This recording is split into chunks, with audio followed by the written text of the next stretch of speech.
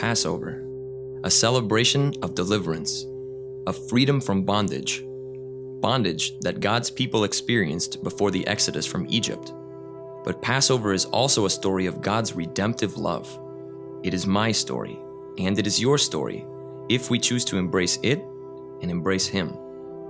Sea-soaked carpus and the bitter herb remind us of the tears shed in slavery under Pharaoh's thumb, a reminder that life in bondage without redemption is a life drowned in tears.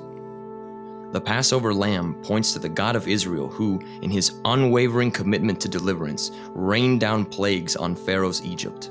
The worst of these came in the darkness of death's shadow.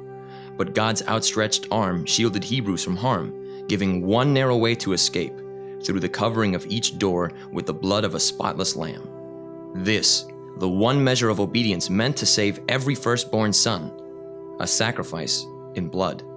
It was by this sacrifice that freedom was secured. Death passed over the blood-painted doorposts.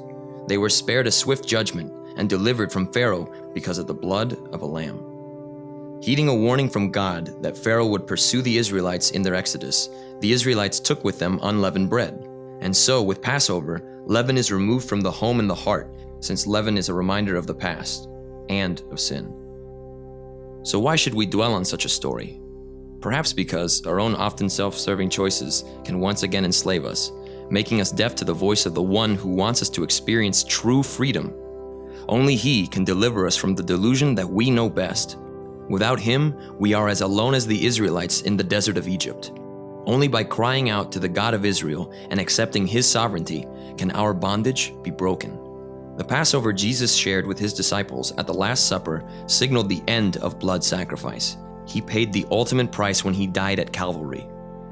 As the Son of God, He came to deliver us from more than just the slavery of Pharaoh, but from our own sin, so that death will pass us over. Jesus is the Afikomen, broken, buried, and brought back.